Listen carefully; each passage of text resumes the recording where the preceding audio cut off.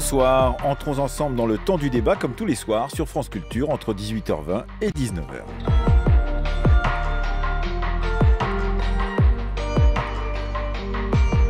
À l'ordre du jour ce soir, peut-on démocratiser les grandes écoles ? Le gouvernement et la ministre de l'Enseignement supérieur, Frédérique Vidal en particulier, a entamé une réflexion sur la démocratisation de l'accès aux grandes écoles. Mais par quelle mécanique institutionnelle serait-il possible de contrer des déterminismes géographiques et sociaux qui pèsent lourd dans les choix d'orientation des lycéens et des lycéennes ?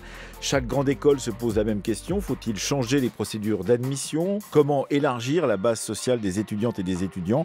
Ce sont quelques-unes des questions que nous allons poser à nos 4 invités ce soir. Alexandre Moati, il est polytechnicien et docteur en histoire des sciences. Nesrine Slaoui est journaliste passé par Sciences Po Grenoble. Nassim Larfa est chargé d'affaires publiques à la Mutualité et il est ancien président d'Ambition Campus, il nous en parlera. Et Marianne Blanchard est sociologue et maître de conférences à l'Université de Toulouse. Je crois que refuser de voir que l'ascenseur social a cessé de fonctionner et qu'il est devenu l'exception plutôt que la règle dans notre pays, c'est condamner de manière définitive notre modèle méritocratique dans son ensemble. C'est pourquoi l'ensemble du gouvernement a décidé de s'attaquer à cette question des inégalités. Ça a été le cas dès le premier âge avec la mise en place du plan dédié aux 1000 premiers jours. Ça a été le cas à l'école avec le dédoublement des classes. C'est aussi à l'enseignement supérieur de prendre aujourd'hui sa part. C'est pourquoi j'ai missionné un certain nombre d'écoles et l'idée est de leur demander de nous faire des propositions concrètes pour que la mixité sociale et géographique devienne une réalité dans ces écoles. Je ne souhaite pas le renoncement à l'excellence. Je souhaite simplement que le pacte républicain entre l'enseignement supérieur et les citoyens soit respecté. Voilà, il s'agissait de l'intervention en juin dernier, après le grand débat de Frédérique Vidal, ministre de l'Enseignement supérieur. Bonsoir Alexandre Moati. Il faut peut-être remettre notre discussion dans le long fil de cette année 2019 qui a vu évidemment le mouvement des Gilets jaunes, le grand débat et également justement ces préoccupations de démocratisation d'accès aux grandes écoles et à l'enseignement supérieur telles qu'elles ont été présentées par Frédérique Vidal en juin dernier. Oui, tout à fait. Je pense que vous rappeliez ce qui s'est passé en 2019. La première mesure qui est annoncée par M. Macron dans son discours du 15, reporté au 25 avril, c'était la suppression des grands corps. C'est vraiment le rapport aux élites, en fait. Les grands corps, le corps des mines, le corps des ponts, l'inspection des finances, le Conseil d'État. Et je crois que c'est dans ce contexte-là que la démocratisation a été lancée par Mme Vidal. Alors, en effet, c'est un enjeu important. Comme tout ce dont on va parler, bien sûr, mais je pense que vraiment, il faut vraiment le remettre en contexte dans cet aspect-là, c'est-à-dire, je rappelle quand même ce que disait le sociologue Esra Souleyman de Princeton il y a 40 ans quand même. Oui, il disait... c'était une grande voix des années 70 et 80. Oui, oui, mais il se relie toujours très bien, avec beaucoup d'intérêt et d'actualité. Il disait « L'élite française a toujours réussi à limiter aux conditions d'accès le débat la concernant, afin d'esquiver toute discussion sur sa compétence, son utilité et ses résultats effectifs en politique, dans l'industrie. » Je crois que donc il faut avoir ça en tête. Est-ce que donc ce qui nous est proposé sur la démocratisation, est-ce que c'est un leurre, un appôt par rapport à ce contexte-là? Et deuxième élément de contexte, je dirais simplement, c'est un contexte historique sur les 10 dernières années cette fois-ci, puisque c'est pas un marronnier médiatique, c'est un marronnier de l'action publique, puisqu'on retrouve un discours de M. Sarkozy à Polytechnique en 2009, avec exactement les mêmes propositions, en fait, les mêmes propositions qui sont faites là, qu'on voit en ce moment. Alors, quelles sont-elles ces propositions, là, vite fait, une classe de mise à niveau post-bac, comme celle, à l'époque, on parlait beaucoup de celle qui avait été faite à Henri IV 2006-2012, qui s'est intégrée dans quelque chose de plus large, justement, et ça pose problème, à mon avis. On ne touche pas au concours, rassurez-nous. On est en France, non, donc on ne touche pas au concours. Oui, ça reste. On reste dans un contexte que je disais tout à l'heure. On oublie les superstructures de formation du pouvoir et de l'enseignement supérieur en général. Donc, classe de mise à niveau post-bac, 25 à 30% de boursiers dans les classes préparatoires aux grandes écoles, tutorat des boursiers. Donc, c'est des choses qui existent, hein, heureusement d'ailleurs. Enfin, pas le taux en question, mais le tutorat, il y a des choses très bien qui ont été faites. Hein. Et donc, bon, voilà. Quelle impulsion nouvelle veut-on donner? Voilà, c'est ça qui est important. Marianne Blanchard, vous êtes sociologue et maître de conférences à l'Université de Toulouse. Vous travaillez justement sur ces accès justement de discrimination, ou pour empêcher les discriminations pour l'accès aux supérieurs, en particulier aux grandes écoles. Est-ce que vous avez l'impression que ça se répète, vous qui travaillez depuis un certain temps sur ces questions-là? C'est-à-dire que, comme vient de le dire Alexandre Moatti, on en a parlé sous Chirac, on en a parlé sous Sarkozy, sous Hollande, et maintenant on en parle sous Macron, mais tout compte fait, tout changer pour que rien ne change. Oui, alors c'est vrai que depuis le début des années 2000, on a une récurrence de cette thématique, de ce qu'on a appelé l'ouverture sociale des grandes écoles, qui a apparu d'abord avec le constat que malgré la généralisation de l'accès au baccalauréat, on avait toujours de fortes inégalités dans l'enseignement supérieur et que c'était moins une question d'accès à l'enseignement supérieur que d'accès aux filières. Et on a vu que ça restait très différencié. Et d'autre part, on a eu aussi des acteurs, des écoles qui se sont emparés de ces questions, donc Sciences Po et l'ESSEC notamment. Mais effectivement, on tourne toujours un peu autour des mêmes thématiques, des mêmes solutions. Et chacune de ces grandes écoles, l'école normale supérieure ou d'autres, ne cesse de dire mais nous avons déjà fait des efforts, nous avons déjà réfléchi à cette question depuis longtemps, etc. Donc effectivement, comme si ça s'inscrivait dans une longue durée, mais avec une impression qui est que ça ne change pas beaucoup. Non, parce que finalement, on est toujours sur des mesures assez marginales qui adoptent toujours une perspective très individualisée. On va cibler quelques talents, quelques pépites, quelques élèves à potentiel et comme on va les pousser. Voilà, on va les pousser, mais sans finalement, pour reprendre la citation faite tout à l'heure, c'est-à-dire sans questionner l'existence même du système, des modes de recrutement, en disant finalement, si on arrive à faire accéder quelques boursiers en plus à ces établissements, l'honneur est sauf, les élistes restent légitimes. Et sur ce point, Nassim Larfa, vous avez donc créé Ambition Campus, qui a été une façon de pousser justement, de tutorer ou de mentorer, comme on dit aujourd'hui, j'ai appris ce mot récemment, des élèves pour les conduire justement à des concours de grandes écoles. Quelle était l'ambition? Est-ce que c'était pour s'inscrire dans une vieille tradition républicaine? Est-ce que c'était pour rénover cette tradition républicaine? Simplement pour préciser du coup votre description d'Ambition Campus, c'est-à-dire qu'Ambition Campus intervient en classe de terminale. Et ça a quand même son importance dans l'analyse qu'on veut faire des inégalités sociales, des inégalités d'accès aux grandes écoles. Aujourd'hui, le constat il est simple, pas assez de boursiers, pas assez d'enfants d'ouvriers dans ces grandes écoles. En revanche, les dispositifs qui ont été mis en place et que vous avez cités, convention d'éducation prioritaire à Sciences Po depuis 2001, parcours mentorat, tutoré à l'ESSEC, interviennent en classe de terminale. En classe de terminale, j'ai envie de dire que le mal est déjà fait. On est dans le temps additionnel. On peut certes sauver certains destins, mieux informer certains élèves, sauver les meubles, mais on ne renverse pas des trajectoires. Juste un chiffre pour contextualiser mon propos. À l'entrée au collège, les enfants scolarisés donc, au collège représentent 27% de fils d'ouvriers. En terminale générale, ils ne sont plus que 17%. C'est-à-dire que ça a fondu entre-temps. Ça a fondu entre-temps. Les enfants de Tchad, du coup, se sont imposés en proportion. Ils sont 18% au collège, ils sont 29% finalement en filière générale. Donc mettre en place des processus pour faciliter l'accès aux grandes écoles, oui. Mais en classe de terminale, finalement, ça intervient trop tard.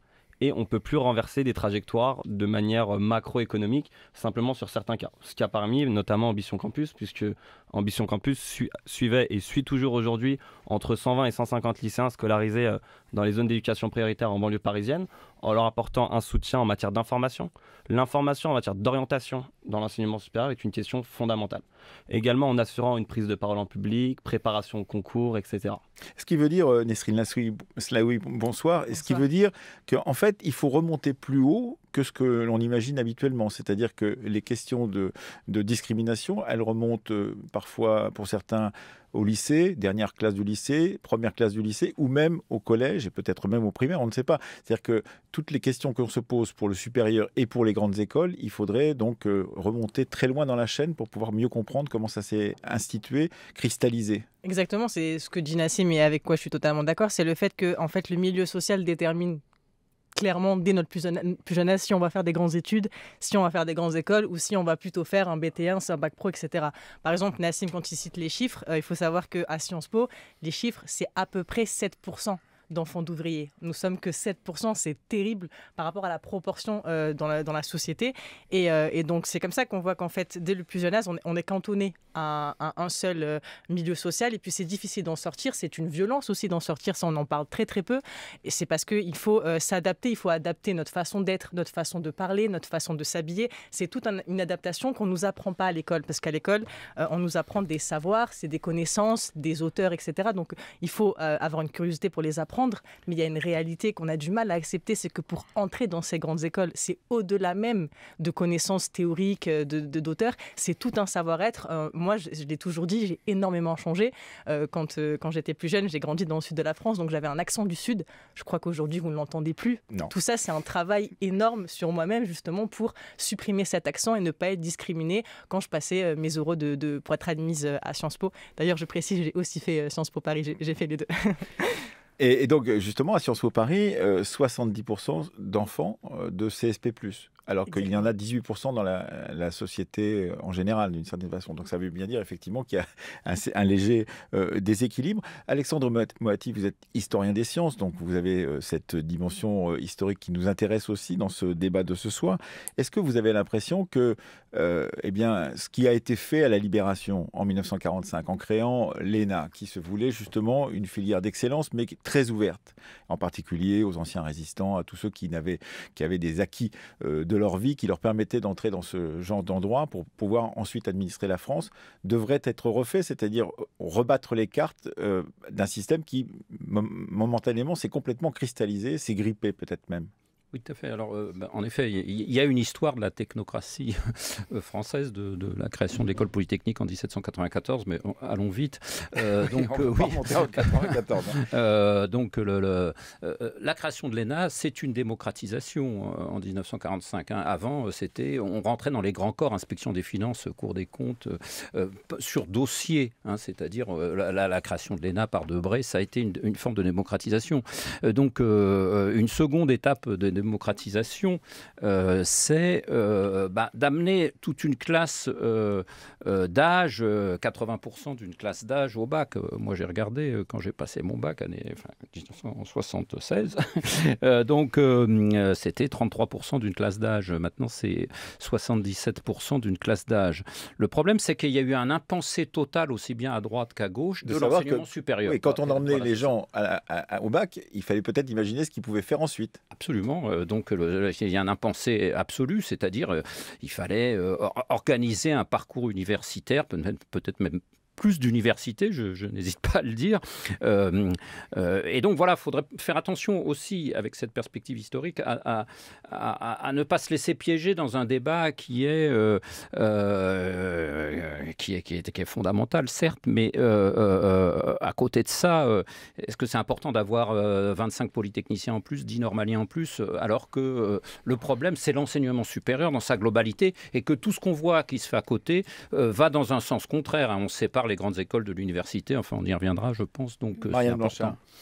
Oui, parce que pour ajouter un peu dans ce sens, on peut rappeler qu'un étudiant en classe préparatoire coûte 40% en plus qu'un étudiant à l'université, et que selon les estimations, les étudiants en grandes écoles coûtent à peu près le double d'étudiants à l'université. Donc ça pose aussi une question, c'est-à-dire finalement, est-ce qu'on veut en amener quelques-uns en plus à bénéficier d'un enseignement très favorisé, ou alors est-ce qu'on met les moyens pour qu'un plus grand nombre puisse accéder à un enseignement peut-être moins excellent, entre guillemets, mais en tout cas qui bénéficierait à un plus grand nombre. Je vous propose de réécouter quelqu'un qui avait mis les pieds dans le plat d'une certaine manière. On pourra discuter ce qu'il en a fait. C'était Richard Descoings, le 6 janvier 2010 sur France Inter. C'était il y a 9 ans et certains de ses propos peuvent être encore entendus aujourd'hui. Comment est-ce qu'on peut dire aujourd'hui que les concours sont à égalité puisqu'ils placent sur la ligne de départ un tout petit nombre de jeunes qui ont été hyper formatés, non pas pour être bons dans l'absolu, pour être bons dans l'épreuve qu'on leur fait passer. On sait très bien que ceux qui réussissent le mieux sont ceux qui ont été le mieux formés à cet instrument qu'est le concours. Le concours, il n'est pas bon dans l'absolu. Il permet juste, à un moment donné, de vérifier que les jeunes qui se présentent au concours ont été les mieux formés à ce concours. Il ne dit pas grand-chose sur la qualité intellectuelle, il ne dit pas grand-chose sur d'autres compétences. Le concours, soit ça confirme un statut social, et ça, c'est de plus en plus le cas. On est titulaire d'un concours de père en fils ou de mère en fille, soit ça le confère. Mais aujourd'hui, ça ne sert plus, par exemple, à choisir des ingénieurs. À l'X, c'est la plus belle école d'ingénieurs. La moitié des X ne sont jamais ingénieurs. Ils sont devenus traders, d'ailleurs. On a oublié ce qu'était le but des grandes écoles et on a oublié ce qu'était le but des concours. Richard Descoings, qui dirigeait Sciences Po, c'était le 6 janvier 2010 à propos de ce que voulait faire à l'époque le gouvernement, 30% de boursiers par promotion dans ces grandes écoles. Qu'est-ce qu'on peut dire justement de ce surplace qu'on a l'impression de vivre, Nassim Larfa ? Pour rebondir sur les propos de Monsieur Descoings, il y a une vérité qu'il faut retenir et qu'il faut rappeler. Il n'y a aucun mode d'évaluation qui n'est neutre face à la diversité des élèves. Que ce soit un oral, que ce soit un écrit, qu'importe le biais. Donc si on met un oral maintenant à Sciences Po et plus un écrit, pour une épreuve écrite, il y aura toujours une discrimination potentielle. Il y aura toujours une discrimination. Qu'importe les critères d'évaluation retenus, on favorisera toujours un mode d'expression. On peut juger sur l'expression orale de l'élève, sur sa connaissance, sur sa qualité à aborder la chose de manière ésotérique, etc. Il existe énormément de modes d'évaluation qui ne prennent jamais en compte toute la diversité des élèves. Et du coup, Richard Descoings dit aussi une chose très intéressante, vous avez mentionné le taux de boursiers, donc objectif 30% de boursiers. Il faut savoir que quand même, et rappeler que sous le quinquennat Hollande, il y a eu un élargissement des personnes qui aujourd'hui bénéficient des bourses, etc. Et finalement, aujourd'hui, être boursier, ça reflète une réalité très, très hétérogène. Par exemple, je suis persuadé que l'accès aux grandes écoles, aujourd'hui, se fait généralement pour des échelons de bourse les plus bas et on n'arrive jamais à aller chercher ces échelons de bourse les plus élevés. Encore une fois, ça revient du coup à mon premier propos, c'est encore une fois parce que ces dispositifs interviennent en classe de terminale et là encore, le système français n'a pas résolu sa vraie problématique d'égalité des chances. Le système français qui est quand même, faut le dire, souvent pointé du doigt par l'enquête PISA qui du coup critique l'égalité des chances dans le système français. Et puis ça pose une autre question, Nesrine Slaoui, c'est la question de ce que l'on fait vis-à-vis de sa propre famille. Quand j'imagine que certains d'entre vous ont lu Didier Eribon, Retour à Reims, évidemment tout le travail qui a été fait par Bourdieu sur le transfuge de classe. C'est-à-dire comment on s'arrache d'un de ces milieux pour pouvoir aller dans un autre milieu et les difficultés que ça peut poser aussi de vouloir soit être fidèle à ses origines, à sa famille, à la façon dont on envisage de vivre avec elle et peut-être de la quitter pour pouvoir faire tout autre chose. Et c'est tout le problème parce qu'il y a cette question-là de combien de boursiers on met effectivement dans les classes, mais c'est surtout comment ils s'intègrent et qu'est-ce que ça signifie en fait venir d'un milieu populaire, venir d'un milieu très populaire, quand on parle par exemple des banlieues françaises, qu'est-ce que ça signifie en fait d'entrer à Sciences Po une fois qu'on a passé le concours, une fois qu'on a réussi en fait ce challenge, parce que moi je vois vraiment ça comme un challenge, pour nous ça l'a été, je parle pour Nassim et pour moi, et en même temps qu'est-ce que ça signifie, surtout en termes de violence sociale, d'entrer dans une grande école, de voir, par exemple... Moi, je veux dire qu'il n'y a pas simplement de la joie. Non, je vais citer une phrase de Jamel Debbouze, c'est pas une référence en sociologie, mais c'est une référence mais un jour, il a dit une phrase, et je me la suis répétée tout le temps dans ma scolarité à Sciences Po, il a dit « Je n'ai pas découvert que j'étais pauvre ». Quand j'étais chez moi, j'ai découvert que j'étais pauvre en découvrant le 6e arrondissement de Paris. Ouais. Sciences Po Paris se trouve dans le 6e arrondissement. Il a déménagé de Trappes au 6e arrondissement. Voilà, exactement. Et moi, j'ai vécu ça, c'est-à-dire que je me suis découverte pauvre en allant dans une grande école et en ayant un fossé qui se crée par rapport à mes parents. Et c'est très compliqué parce qu'on essaye aussi de ne pas être un traître de classe. C'est-à-dire qu'il ne faut pas qu'on tombe non plus dans le mépris de ce qu'on était. Et en même temps, on ne sera plus jamais. On ne sera plus jamais populaire, mais on ne sera jamais bourgeois. Et c'est un entre-deux où on est beaucoup à se trouver pendant nos études à Sciences Po, et c'est une crise identitaire finalement à long terme. Les questions que se pose Didier Eribon ou encore Édouard Louis, oui, sur ce point, Nassim Larfa. Totalement, Madame Slaoui, sur cette question. Après, j'ai une position qui a tout de même évolué, notamment sur les questions de storytelling personnel. En général, on aime bien vanter quelques cas qui ont réussi dans ces grandes écoles à travers ce qu'on appelle l'égalité républicaine, la méritocratie républicaine, etc. Mais je tiens à souligner qu'en réalité, ces cas qui ont réussi, comme Nesrine ici, peut-être moi, pour certains, ça, je sais pas, ça permet aussi, et ça a vraiment le défaut de poser un voile pudique. et je vous avoue que dans la période actuelle, ça peut prêter à confusion et à réaction, sur une réalité du système qui est que finalement, pour 90% ou 95% des personnes, la situation n'évolue pas. Et il y a finalement ce phénomène de reproduction sociale qui est vraiment ancré. Donc toujours quand même remettre en contexte sociologiquement, comme du coup le fait Nesrine dans son intervention, c'est quelques cas qui réussissent. France Culture, le temps du débat, Emmanuel Laurentin.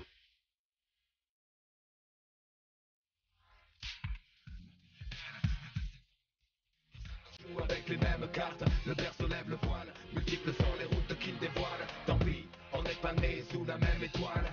Pourquoi fortune et infortune? Pourquoi suis-je né les poches vides? Pourquoi les siennes sont-elles pleines de thunes? Pourquoi j'ai vu mon père ainsi que partir travailler juste avant le sien?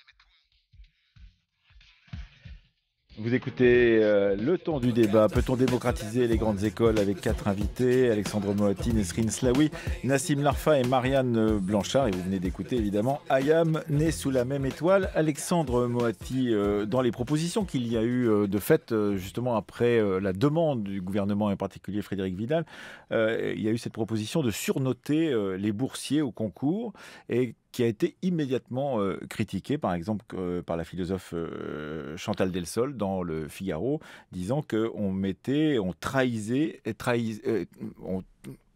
c'était une trahison, pardon, je me perds, une trahison de l'idée de mérite.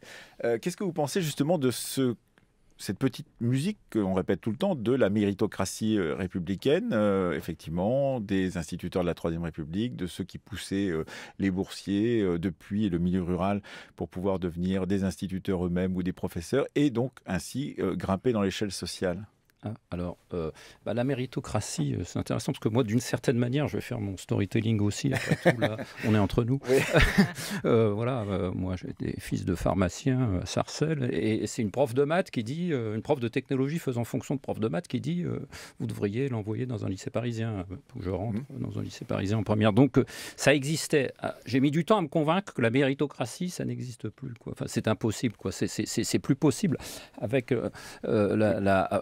je mets aucun caractère négatif, la massification de l'enseignement supérieur. Mais vous voulez dire que c'est le storytelling de la nation qu'on est en train de faire quand on parle de méritocratie. Voilà, c'est ça, et qui est dépassé, quoi, parce qu'on ne peut pas, avec une massification, enfin, au sens le plus neutre, 80% d'une tranche d'âge au bac.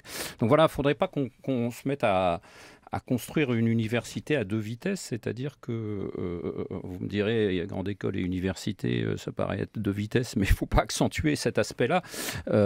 Moi, quand je vois qu'on sépare, en 2015, on a séparé la seule tentative qui existait de rapprocher l'X de l'université d'Orsay, elle a été vraiment séparée d'un coup d'un seul en 2015, et ça, c'est vraiment fort déplorable. Parce que les grands corps dont vous parliez tout à l'heure, et qui étaient pointés du doigt, n'en voulaient pas. Oui, absolument, oui, c'est un gros problème, ça. Et donc, alors que justement, à un endroit où il y a une des meilleures écoles d'ingénieurs, Palaiseau, et une des meilleures facs, Orsay, c'était intéressant, surtout que ça surdétermine l'ensemble de l'enseignement, ces choses-là. Donc, et si je peux me permettre aussi, je suis un peu inquiet. On lance par exemple, cette classe préparatoire aux grandes écoles là, qui avait été créée en 2006, reprise dans le discours dont je parlais tout à l'heure de Sarkozy en 2009. Donc, c'était intéressant. C'était monsieur Olivier Coquart qui a créé ça en 2006 à Henri IV et d'autres sans doute. voilà, c'était une année de préparation pour les boursiers aux classes préparatoires aux grandes écoles. Eh bien voilà, c'est en train d'être modifié, c'est intégré maintenant dans un cycle de 3 ans qui est PSL, où PSL, c'est que des grandes écoles, pas d'université. Paris Sciences Lettres. Paris Sciences et Lettres, tout à fait. C'est comme le bachelor de Polytechnique, etc. Donc voilà, les bonnes initiatives, on a l'impression qu'elles sont reprises dans des choses qui sont beaucoup plus... le PSL, ça devient un truc très sélect maintenant. Hein, voilà. Marianne Blanchard. Oui, alors je voudrais rebondir sur cette question de la méritocratie. Alors, est-ce que la méritocratie a existé à un moment? Enfin, dès les années 60, Pierre Bourdieu parlait d'idéologie méritocratique. Voilà, on est quand même dans un discours de légitimation des élites en France qui est finalement, les élites, ce sont celles qui sont méritantes, ce sont celles et ceux qui ont réussi à passer ces concours difficiles, et donc ça justifie leur position, ça justifie la domination qu'ils peuvent avoir, ça justifie les inégalités. Voilà, donc alors que, on est dans, ce que disait Richard Descoings, les gens partent pas, sur la même ligne, mais on est sur des inégalités qui se construisent dès l'enfance. Le récent ouvrage collectif sous la direction de Bernard Lahire montre bien que dès l'âge de 5 ans, il y a des différences énormes entre les enfants. C'est à la découverte sur les inégalités. Voilà, sur enfance de classe. Voilà, ils disent ces enfants naissent dans la même société mais ne vivent pas dans le même monde. C'est-à-dire que ce soit au niveau matériel, au niveau de l'acquisition du langage culturel, etc. Dès l'âge de 5 ans, on a des différences énormes qui ensuite vont être accentuées par les inégalités du système scolaire lui-même. On parlait de la Seine-Saint-Denis aujourd'hui. Voilà, les élèves en moyenne sur leur scolarité ont 1 an de cours en moins faute de remplacement. Oui, Nassim Narfa. Sur cette question de l'inégalité, bien évidemment. Et là, c'est là aussi que le bas blesse. Hein, quand on regarde justement les budgets que la France octroie à l'éducation nationale, on sait que ça se joue dès la petite enfance. Vous l'avez rappelé à Madame Blanchard. Et là, on voit, quand on regarde le budget de la France, que finalement, parmi les pays de l'OCDE, c'est là où la France investit le moins. La France investit 25% de moins que la moyenne des pays de l'OCDE dans cette tranche d'âge. Donc c'est dans cette tranche d'âge où tout se joue en matière d'égalité. C'est pourtant ce que dit Jean-Michel Blanquer. Il dit on s'intéresse effectivement, c'est pour ça qu'on va dédoubler des classes, etc. etc. Typiquement, ce genre d'initiative de dédoublement de classes pour avoir un suivi plus spécifique, c'est des très bonnes initiatives. Mais encore une fois, derrière, il y a toujours la question du budget pour accompagner justement ce savoir. Le chiffre, il est terrible aujourd'hui, ce chiffre d'1 an de retard pour un élève qui est scolarisé en Seine-Saint-Denis. 1 an de retard quand il va passer son bac en fin d'année, etc. Comment demander d'avoir les mêmes résultats quand on bénéficie d'1 an de retard? Et puis, il y a tout de même une question qu'on pourrait poser plus générale, c'est est-ce qu'il faut attendre du système scolaire de gommer toutes les inégalités? Peut-il le faire? Est-ce que ça n'est pas, d'une certaine façon, une sorte de mission qu'on lui donne qui est absolument impossible à tenir, Marianne Blanchard, du moins avec les moyens qu'on lui donne pour l'instant? Alors, on ne lui demande pas de gommer les inégalités, mais en l'état, il les aggrave. Donc, si déjà on pouvait rester avec le même niveau au début et à la fin... Alexandre Moati, quand vous avez été candidat à la présidence de l'IX, donc de Polytechnique, votre candidature n'a pas été retenue. Est-ce que ces questions de démocratisation en tant que candidat, vous les posiez? Vous les posiez comment? Par exemple, j'ai appris en lisant le rapport qui avait été remis par des anciens de l'IX avec une association qui s'appelle la Sphinx, qui voulait démocratiser donc justement l'accès à l'IX, que 50% de ceux qui entraient à l'IX venaient de 2 lycées. Oui, donc un lycée parisien et un lycée versaillais. C'est quand même très étrange. Ça veut dire qu'il y a donc 2 lycées qui forment la moitié de ceux qui rentrent à l'IX. Oui, parce qu'il n'y a pas que des inégalités sociales et des inégalités territoriales. Un bon élève à Brest ou à Besançon, il n'a pas de ces prépas qui sont à côté de lui non plus. Hein. Alors, pour répondre à votre question sur ce qu'on avait pu proposer, ce que certains anciens élèves ont proposé, là, jeunes anciens élèves, on va dire, c'est d'augmenter le recrutement universitaire. Donc, c'est-à-dire de passer... Alors là, ce qui est proposé, c'est très timide, c'est passer de 28 à 50 en 5 ans. Je ne sais pas si vous voyez. C'est ce que je disais tout à l'heure, 22 polytechniciens. Proposé par le président de l'IX actuel. Ouais, moi, j'avais proposé. Et ces élèves, surtout, proposent faire la moitié, c'est-à-dire 140 élèves issus de l'université française, 140 issus des universités étrangères, comme c'est le cas actuellement, et 280 issus des concours. Bon, voilà. Moi, Il y a un aspect inégalité qui est important aussi, qui me paraît important, et je vais citer la personne qui a créé cette prépa là, d'Henri IV dont je parlais, qui me paraissait très intéressante, de préparation aux grandes écoles. C'est sur le niveau, il dit que la maîtrise des formes du raisonnement mathématique ou très simplement la maîtrise convenable de la syntaxe ou de l'orthographe ne sont plus des conditions nécessaires pour obtenir le baccalauréat. Je pense qu'il faut que ce soit dit, ça. Je cite Olivier Cocard là, du lycée Henri IV. Donc voilà, une fois qu'on... Vous voulez dire qu'en élargissant trop la base de ceux qui ont le baccalauréat... Non, une fois qu'on a laissé le niveau se dégrader ainsi, ça défavorise ceux qui sont de milieux sociaux plus défavorisés. C'est-à-dire qu'à partir du moment où on ne peut plus jauger les élèves sur des aspects techniques, des aspects qui soient littéraires ou scientifiques d'ailleurs, on va les juger sur autre chose, et ça c'est tout à fait gênant. Je pense que là, il faut vraiment ça fait partie d'une réflexion beaucoup plus globale de l'éducation nationale sur quels sont les prérequis à un niveau baccalauréat. Marianne Blanchard. Oui, sur le baccalauréat, de toute façon, on voit maintenant qu'avec Parcoursup, la sélection, l'admission à l'enseignement supérieur se joue avant, et que finalement... Et par ailleurs, on est en train, là, avec la réforme actuelle du lycée, de diversifier complètement le bac, d'introduire une part de contrôle continu qui fait que finalement, effectivement, ce diplôme n'a plus d'unité, et que avoir son bac dans un lycée parisien ou dans un lycée de banlieue, ça vaudra plus la même chose. Mais bon, on est sur des logiques finalement, parce que la question de la maîtrise de la syntaxe, de l'orthographe, on peut supposer que ce seront pas ce que vous dites, c'est pas les mêmes qui vont être affectés par ces questions-là. Ça va pas être distribué aléatoirement dans la population. Donc mais c'est à nouveau cette question d'amener le plus possible, le plus large possible, la population d'élèves à un niveau avec un socle suffisant. De connaissances, quoi. Et puis éviter qu'on soit trop prédéterminé dans ses choix, trop en amont, quoi. C'est ça qui se passe à l'heure actuelle, alors que l'enseignement supérieur, puis le lycée puis l'université devraient ouvrir les possibles, quoi. Nassim Narfa, une des questions, c'est que ces questions-là finissent par faire plaisir à des orientateurs privés, à des gens qui ont créé tout un marché d'une certaine façon de la stratégie pour pouvoir rentrer dans les grandes écoles et en bénéficier. Par exemple, ce passage par l'international pour entrer à Sciences Po qui s'est filé de bouche à oreille ou d'orientateur privé à orientateur privé depuis quelques années a permis à plein de gens qui ne pouvaient pas y prétendre en passant le concours de première année, de partir 2 ou 3 ans à Londres, mais il fallait avoir l'argent pour pouvoir vivre à Londres ou à Warwick, et de revenir ensuite en tant qu'étudiant international pour pouvoir continuer la scolarité à Sciences Po, par exemple. Bien sûr, et la question justement de l'information pour les élèves, elle est fondamentale. Je vais citer très rapidement l'enquête menée en 2013 par Agnès Van Zanten,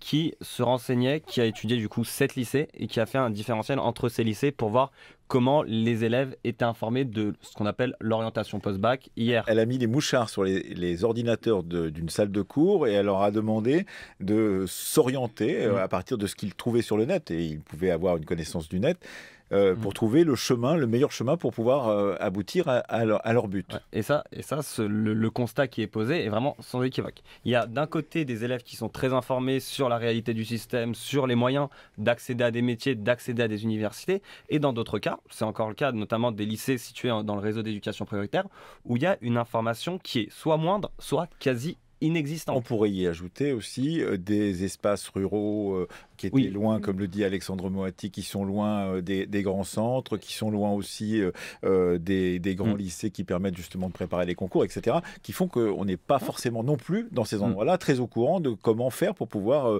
obtenir telle ou telle école et passer au-delà du bac. Et à partir de là, c'est ce qui conduit à des échecs dans l'orientation. J'ai plus les chiffres, mais les taux d'échec en première année de licence à l'université sont très importants parce qu'il y a ce problème d'information. Et ça, ce problème d'information, il est vraiment fondamental si on veut être amené à résoudre la question scolaire. Nesrine Slaoui. Moi, je ne pense pas que ce soit qu'une question d'information. Évidemment, c'est important, mais je pense que c'est l'information, des fois, elle y est, mais elle est négative. C'est-à-dire qu'il y a des personnes qui sont au courant du processus à suivre pour faire tel ou tel métier et ils se retrouvent en fait face à la violence du système éducatif et parfois à des professeurs décourageants qui leur disent « cette école n'est pas faite pour toi, ce chemin c'est pas fait pour toi ». Ça m'est arrivé, mais on va essayer de sortir de mon cas personnel. Mais, oui, effectivement, moi ça m'est arrivé et c'est violent, mais ça arrivé à beaucoup de gens que je connais. Après, je ne fais pas de la sociologie de comptoir avec mes proches, mais il y a ce phénomène-là qui arrive très souvent, c'est-à-dire qu'on nous dit... même quand on a conscience des voix, en fait, les professeurs ont conscience qu'on part de très loin et ils ont ce réflexe d'essayer de nous protéger, en fait, pour nous dire attention, ce n'est pas ta voix, ce n'est pas ce qui avait été prévu et c'est compliqué pour toi. Exemple, avec peut-être aussi l'anticipation d'un échec possible qui pourrait être encore très douloureux aussi, c'est peut-être aussi ça. Et je pense qu'ils ont encore plus conscience de Bourdieu que nous, c'est-à-dire qu'ils savent ce que signifie le capital culturel, le capital économique et le capital social. Ils savent que ces élèves-là en sont dépourvus, donc ils essayent un peu de les protéger, je pense, et ça a des conséquences négatives, évidemment. Nassim Narfa, vous froncez les sourcils. Vous n'êtes pas d'accord? Je fronce les sourcils sur votre remarque, justement, avec cette idée de l'échec au concours qui serait finalement très mal vécue par les élèves. Du coup, à Ambition Campus, on suit chaque année entre 120 et 150 lycéens. À la fin, il y a seulement entre 20 et 25 admis à Sciences Po. Et je peux vous assurer que rien que le fait de se mettre dans une dynamique de concours en classe de terminale, d'être suivi, d'être tutoré, etc., ça crée vraiment une dynamique pour l'enseignement supérieur. Si bien qu'Ambition Campus a créé une série qui s'appelle Réussir autrement, et où on voit du coup des cursus d'excellence qui se sont construits non pas à Sciences Po Paris, mais à travers d'autres cursus en université, en grandes écoles, par des classes préparatoires, par des DUT, des BTS, etc. Marianne Blanchard?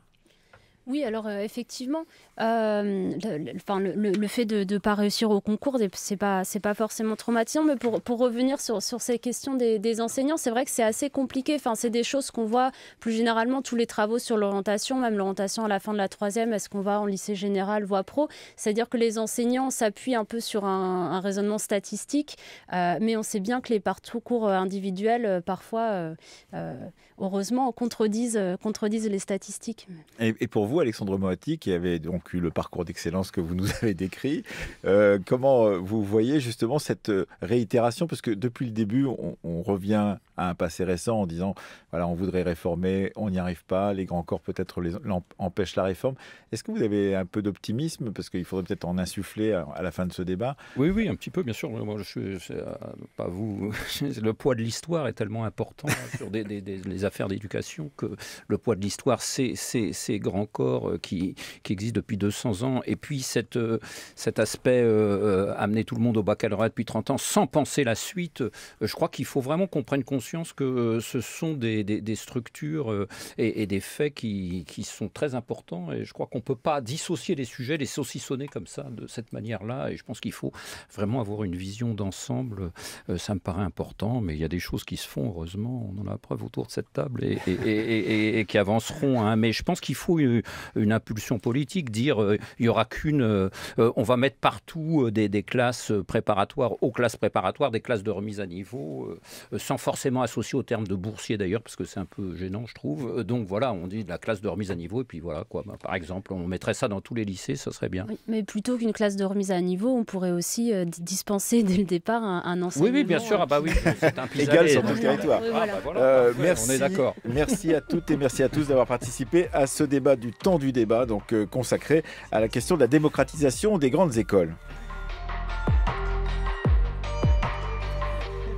Le temps du débat, c'est Chloé Cambrelin, Hugo Boursier, Rémi Baille, Fanny Richer, Louise André, Gwendoline Troiano à la technique aujourd'hui, Alexandre Dang à la vidéo, Morgane Danan et à la réalisation Véronique Villa.